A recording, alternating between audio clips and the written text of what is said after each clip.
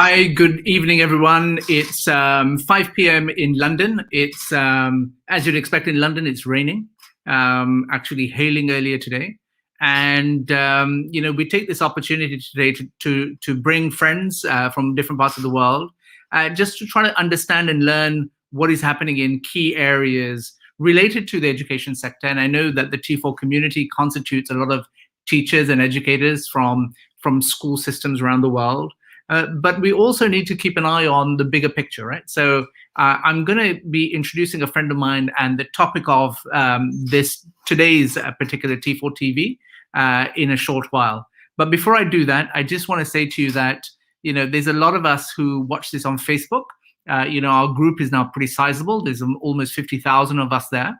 And so in order for me to actually use this medium in the best way, I want to encourage those that haven't already done so for Facebook to go to streamyard.com/Facebook and give permissions to StreamYard, which is the tool that we use to actually, when you make a comment on Facebook, I can see your name and I can see your face and it comes up and I can bring it up on screen. I think that's pretty cool. And I'll show you how that works in a little while. You can also therefore join our LinkedIn group. You can search T4 Education in Our World. We have a very sizable YouTube channel now, again, T4 Education in Our World. And if you're not watching this on Facebook, you can join our Facebook group, which is T4 Education in Our World. On Twitter, we have an account. You can follow myself. You can follow T4 EDUC. And there's a new platform called Clubhouse, where we've created a clubhouse for global education, and you can also follow me. And goes without saying, you can connect with me on LinkedIn. So friends, we have this week is a pretty special week. It's that final week before two key deadlines fall due in the T4 calendar. The first is that you'll be aware that we have a global survey that's taking place currently on the use of tech by teachers. And the deadline for taking that survey is actually next Sunday. And so I want to encourage as many teachers to give us as much input as possible in this survey from all around the world, because we will publish a report in September that talks about how teachers view technology and what they think the future is. Now, you remember in the Teacher Tech Summit, I made a statement saying that teachers will lead the digital revolution in schools, and this is part of that. And so I would love for you to go to t4insights.com or on our main website, which is t4.education, and actually take the survey. It's available, if I'm not mistaken, in 18 languages. And so far, we've had actually over 20,000 people take the survey from around the world. And I'd love for you all to also do the same. So that's the first thing. The deadline for the survey is this Sunday.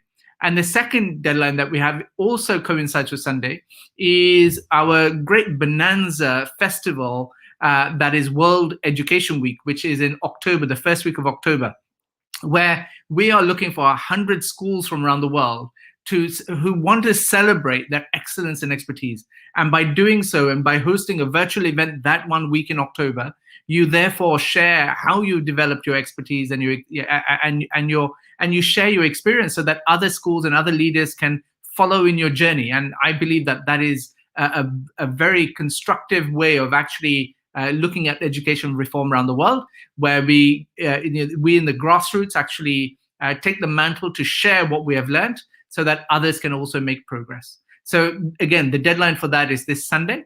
And I'd love for you to go to our website, t4.education, and actually apply to host a virtual event. And the website has clear instructions, and so you should be able to look at it. But this year, we're looking at the theme of school celebration. After everything that we've been through, I think it's so important to celebrate the successes that your schools in particular have contributed to, right? And so we want to do that this year, and that's our theme. So if you think your school should be celebrated, then please go ahead and make an application. The deadline is Sunday. Now, without further ado, I want to introduce you to a dear friend of mine. Her name is Ronit Avni. Ronit is an entrepreneur and is actually the founder and CEO of an organization called Localized that looks at being a marketplace and a matchmaker for jobs in particular and I'm sure she can articulate much more effectively what Localized does. But welcome to T4 TV today, Ronit. Thank you so much, Vikas. It's great to be here.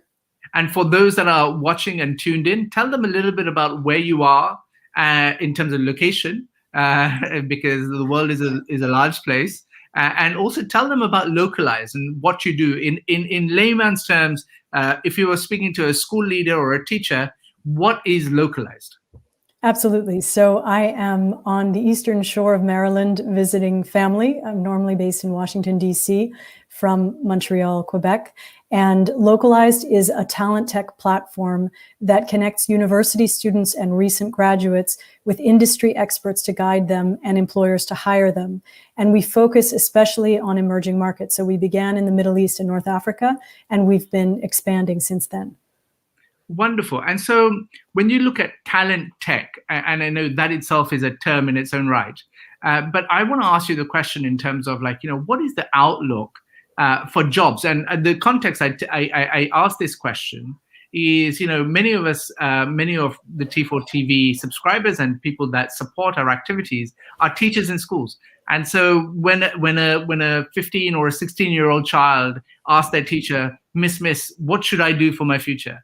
What would your advice be to a teacher in terms of how they could respond to that question? I think there are so many opportunities today that it is impossible for any one teacher to keep up. And so our advice and our philosophy at Localized is to try to expose your students to as many avenues as possible that combine their interests with opportunities in the marketplace. So there are certain foundational skills that every student needs, right? They need their reading, they need their writing, they need their math skills. One could argue that they need some basic coding skills like Python, not to become engineers, but just to be able to create opportunity for themselves as tech and data enabled innovations progress. But then in addition, we see and we host experts on Localized who are in fintech, in medtech, in edtech, in AI, in robotics, in renewables. I mean, you name the sector, and there are experts who can talk about how you can combine your interests or particular career paths that might have been quite traditional with the latest technologies. I mean, so when, I used to give some advice, and my parents, being of South Asian descent, they used to have this pipe dream about their kids becoming, doctors, engineers, lawyers, accountants, as opposed to artists, artisans, sports people, or cultural, ambassadors. And so when you think about, that world, in terms of what advice do you have in terms of, well, what will the jobs of the future be? Will they all just be about tech? So no, they're not going to all be about tech at all. I think the school of thought today is that you want learners, you want students who are adaptive, who are creative, who can be somewhat interdisciplinary, who can be resilient and handle change and handle pressure. You also want people who can connect across disciplines, right? So no, we don't want everyone to be an engineer or a computer scientist, although of course there are huge gaps in the market in areas like cybersecurity, for example, where you can't find enough qualified talent to fill the positions that are anticipated, data science and others. We're going to need the artists. We're going to need the data visualizers. I think the trick is that the more that young people are exposed to the ways that the arts intersect with data, with technology, data visualization, you might not think that if you're an artist, if you're an illustrator, for example, that you might have a role to play in journalism, right? Because a lot of journalism today is actually taking big data sets and trying to find some way to present them to audiences that is digestible, that they can understand quickly. So the ways in which our talents and our creativity can be manifest are changing rapidly. And so the more that we develop what you could call career community, people who are working across all these sectors, the more equipped students are to make decisions. And so, Ronit, in terms of we're in this current set of very challenging circumstances in the world, right? And so you have this pandemic, economies have shut down, and lots of paradigm shifts are taking place, right? Just earlier today, I was having a discussion about the future of offices, will people go back to the workplace? We were talking about certain jobs and how the pandemic has only accelerated either their decline or their rise. How can a job-seeking graduate or a student actually benefit from these times? Do you have any advice? Absolutely. I think that this moment is similar to when the email evolution and revolution took place, right? So if you were of the old guard that was used to faxing documents, printing them out, having it be physically in front of you, then making that shift to email was difficult for some, right? Whereas those digital natives actually had the advantage because for them it was second nature to send email. Now that sounds like ages ago. Now you have remote natives. So you have students who have now figured out how to be able to balance their workload at home. They've figured out how to create a kind of working from home etiquette. They're the remote natives, and that's a huge advantage because the workforce is moving more global and more remote. So companies that 18 months ago, we surveyed companies, especially across the MENA region, about 12 months ago, and then again 6 months ago, and now. And the shift to wanting to hire remotely has been dramatic. So for example, we held a virtual career fair last summer, and it turns out it was the first Middle East and North Africa wide virtual career fair. And when we surveyed employers, almost 70% of them said that they had never recruited virtually before. And what's significant about that means that geography was much more salient for them because they were recruiting hyper locally. Now, if you were to survey those employers, the data is very different. People have grown accustomed to the idea that productivity is possible even across geographies. And so I think that that actually opens up a lot more opportunity for students all over the world. I think that there's a moment to be seized, but it can be overwhelming. So it's important for students to figure out how they navigate that opportunity. And so in schools, schools often host careers fairs. And so where you'll go to an assembly hall and you'll have, someone who's a doctor behind a desk or someone with a dentist or someone an accountant, and you'll have all these career, it'll be a physical event for learners in that institution.